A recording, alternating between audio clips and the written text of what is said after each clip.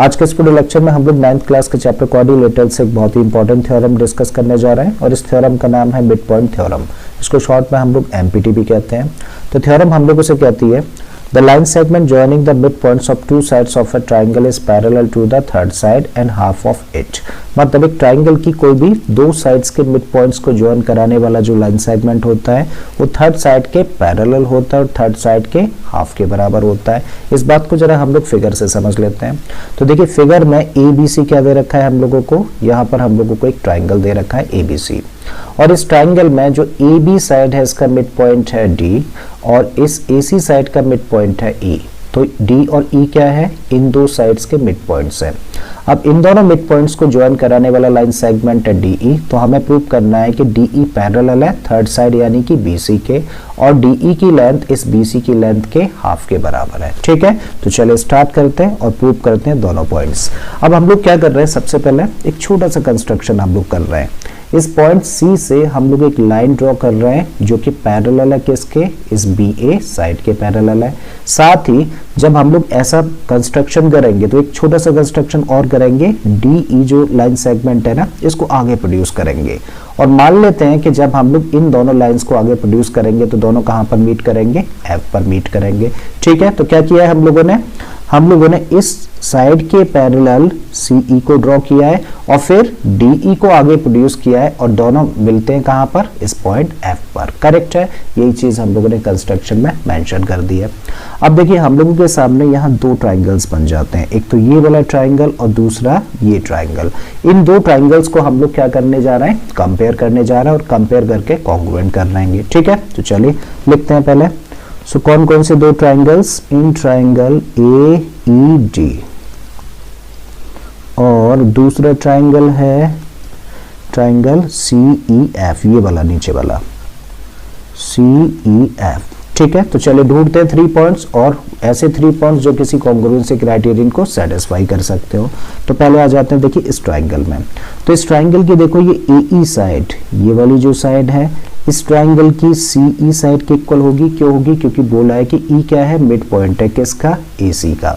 और अगर E mid point है तो ये वाला पार्ट इस पार्ट के इक्वल होगा। एक पॉइंट मिलाना, मेंशन करते हैं इसको। सो हम लोग कह सकते हैं कि AE is equal to what, CE। AE किसके इक्वल है, CE के इक्वल है। और रीजन क्या है, since E is the mid point. So एक पॉइंट हम लोगों को मिला। अब दूसरा पॉइंट हम लोग देखें तो देखिए इस ट्राइंगल में ये वाला एंगल अगर इसको हम लोग 1 कहते हैं तो ये किसके इक्वल होगा, इस एंगल के। अगर इसको हम लोग 2 कहते हैं तो एंगल 1 और एंगल 2 इक्वल हो जाते हैं। क्यों, वर्टिकली अपोजिट एंगल्स हैं। ठीक है, so angle 1 equal to angle 2 और इसका रीजन क्या है, वर्टिकली अपोजिट एंगल्स। तीसरे पॉइंट के लिए हम लोग आते हैं जरा, और यहां पर हम लोग देख रहे हैं, देखिए ये लाइन इसके पैरेलल है बाय कंस्ट्रक्शन और इन दोनों लाइंस को देखिए ये लाइन क्या करती है, कट करती है। मतलब ये लाइन अपने आप में एक ट्रांसवर्सल का काम कर रही है और अगर ये ट्रांसवर्सल है तो देखिए ये वाला जो एंगल होगा इसको अगर हम लोग कहते हैं एंगल 3 तो ये किसके इक्वल होगा, ये इक्वल होगा इस एंगल के। इसको अगर हम लोग कहते हैं एंगल 4 तो एंगल 3 और एंगल 4 आपस में इक्वल होंगे और रीजन क्या है, ऑल्टरनेट इंटीरियर एंगल्स। ठीक है, तो लिखिए जरा angle 3 is equal to angle 4 और इसका रीजन है ऑल्टरनेट इंटीरियर एंगल्स। और इन 3 पॉइंट्स के बेसिस पर अब हम लोग क्या कह सकते हैं कि दोनों ट्राइंगल्स कैसे हैं, कॉन्ग्रुएंट है। ठीक है, चलिए मेंशन करते हैं।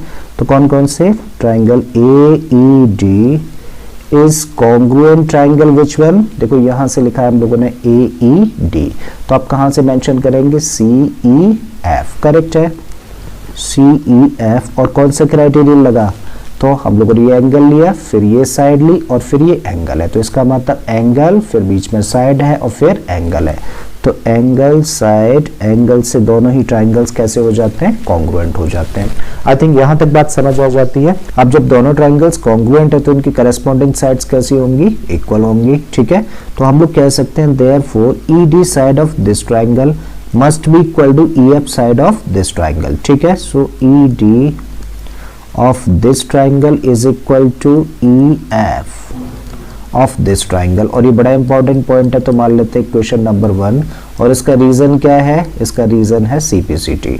और सीपीसीटी से ही एक चीज और कह सकते हैं हम लोग कि एडी साइड किसके इक्वल होगी? इस सीएफ साइड के इक्वल होगी। करेक्ट है, तो इसको भी मेंशन करिए। Also AD side of this triangle is equal to CF side of this triangle. Correct, ये भी किसकी वजह से है? ये भी सेम रीजन यानी कि सीपीसीटी से। अब हम लोग क्या कह रहे हैं कि AD CF के इक्वल है। AD का मतलब ये वाला जो पार्ट है वो किसके इक्वल है? CF यानी कि इस साइड के इक्वल है। ओके, बट हम लोगों को पता है कि AD तो भाई किसके इक्वल है? AD तो BD के इक्वल है। क्यों? क्योंकि D क्या है? मिड पॉइंट है, और अगर D मिड पॉइंट है तो ये वाला पार्ट इसके इक्वल होगा। AB का मिड पॉइंट दे रखा है D हम लोगों को। करेक्ट है भाई, तो इसका मतलब चाहे तो AD के प्लेस पे क्या रख सकते हैं? BD रखा जा सकता है। सो दिस इंप्लाई कि AD के प्लेस पे हम लोग क्या रख सकते हैं? BD रख सकते हैं। एंड BD तब किसके इक्वल हो जाएगा? CF के इक्वल हो जाएगा। और इसका रीजन क्या है? Since D is the mid point of side AB side का मिड पॉइंट है कौन? D। करेक्ट। अब हम लोग कह रहे हैं कि BD किसके इक्वल है? CF के इक्वल है। तो जरा फिगर पे देखें तो BD तो ये वाला पार्ट है और CF ये है। तो BD साइड मतलब ये वाली जो साइड है वो इस साइड के इक्वल है। करेक्ट, और साथ में बाई कंस्ट्रक्शन ये पैरेलल भी है। तो यहाँ पे हम लोग देख पा रहे हैं कि क्वाड्रिलेटरल भी तो फॉर्म हो रहा है ना। कौन सा जरा नाम बताइए? DFCB quadrilateral. तो इस क्वाड्रिलेटरल में हम लोग देख रहे हैं कि इस क्वाड्रिलेटरल की ये साइड इस साइड के इक्वल है और ये साइड इस साइड के पैरेलल भी है। और क्वाड्रिलेटरल में अगर one pair of opposite sides equal हो जाए और साथ में पैरेलल हो जाए तो क्वाड्रिलेटरल क्या होता है? पैरेललोग्राम बन जाता है। मतलब DFCB अब क्या है? अपने आप में एक पैरेललोग्राम है। इतनी चीज हम लोग मेंशन कर देते हैं। ठीक है, सो अब हम लोग लिख रहे हैं नाउ इन क्वाड्रिलेटरल DFCB क्या कह सकते हैं? यहाँ पे कह रहे हैं कि BD is equal to CF and BD is parallel to CF। मतलब ये साइड इसके इक्वल है, साथ में ये पैरेलल भी है, तो ये पैरेललोग्राम है। करेक्ट है भाई। तो therefore DFCB is a parallelogram. इसका मतलब ये पैरेललोग्राम बन गया। अब जब भी पैरेललोग्राम प्रूव ही कर दिया है हम लोगों ने, तो पैरेललोग्राम की तो प्रॉपर्टी होती है कि उसकी जो आमने सामने की साइड्स होती है वो कैसी होती है? इक्वल भी होती है और पैरेलल भी होती है। मतलब जो DF साइड है वो किसके इक्वल होगी? BC के, और साथ में DF पैरेलल होगी किसके? BC के, क्योंकि अपोजिट साइड्स है किसकी? एक पैरेललोग्राम की। करेक्ट है। सो हम लोग कह सकते हैं therefore DF is equal to what? BC side and DF is parallel to BC। और चाहे तो DF की जगह पे क्या रख सकते हैं? देखिए DF ये पूरा लाइन सेगमेंट है, इसकी जगह पे चाहे तो रख सकते हैं DE प्लस EF। करेक्ट है, रख दीजिए। तो DF की जगह पे रख रहे हैं हम लोग क्या? DE plus EF and this equal to, ये इक्वल टू है, this equal to BC and DF is parallel to BC। अब देखो DE प्लस EF, तो इस DE को तो चलो ऐसे ही रखो, DE प्लस EF की जगह पे चाहे तो क्या रख सकते हैं? EF की जगह पे फ्रॉम दिस इक्वेशन हम लोग रख सकते हैं ED, या फिर इसी को DE कह दीजिए। ठीक है, तो इसकी जगह पे हम लोग रख सकते हैं DE from equation number 1 and this equal to BC। और यहां से हम लोग कह सकते हैं, देखो क्या कह रहे हैं हम लोग कि DF पैरेलल है किसके? BC के। तो DF का पार्ट भी भाई पैरेलल होगा। DF का पार्ट का मतलब DE, तो DF की जगह पे क्या रख दो? यहाँ पे D लिख दीजिए, कोई फर्क नहीं पड़ेगा। तो DE is parallel to BC।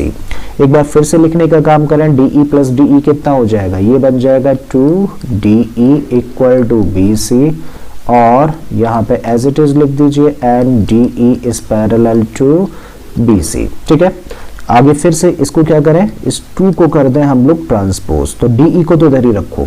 तो अब कह सकते हो DE इक्वल टू 2 मल्टीप्लाई कर रहा था तो ट्रांसपोज करेंगे तो डिवीजन में जाएगा, मतलब 1/2 लिखा जा सकता है। और यहाँ पर क्या है? BC, और यहाँ पे लिख दीजिए DE is parallel to BC। तो देखिए इस स्टेटमेंट का क्या मतलब है? हम लोगों ने प्रूव कर दिया कि DE पैरेलल है किसके? BC के। मतलब ये वाला जो लाइन सेगमेंट है वो पैरेलल है BC के, साथ में DE इक्वल है किसके? BC के हाफ के। तो DE इक्वल है किसके, इस BC लाइन सेगमेंट के हाफ के, और यही चीज हम लोगों को प्रूव करनी थी। ठीक है, तो मुझे भी स्टूडेंट्स के आप लोगों को थ्योरम अच्छे से समझ आ गई होगी, क्या इसका स्टेटमेंट होता है, कैसे इसको हम लोग प्रूव करते हैं। अगर ऐसा है तो प्लीज वीडियो को लाइक कर दें, चैनल को सब्सक्राइब कर लें, और बाकी की क्वेश्चंस और बाकी थ्योरम्स के लिए अपनी प्लेलिस्ट में चले जाइए। इस तरीके के बहुत सारे क्वेश्चंस और थ्योरम्स मैंने ऑलरेडी अपलोड करे हैं। मैं फिर से आता हूँ एक नए क्वेश्चन, एक नए कॉन्सेप्ट के साथ में। Till then keep learning and thank you for watching this video.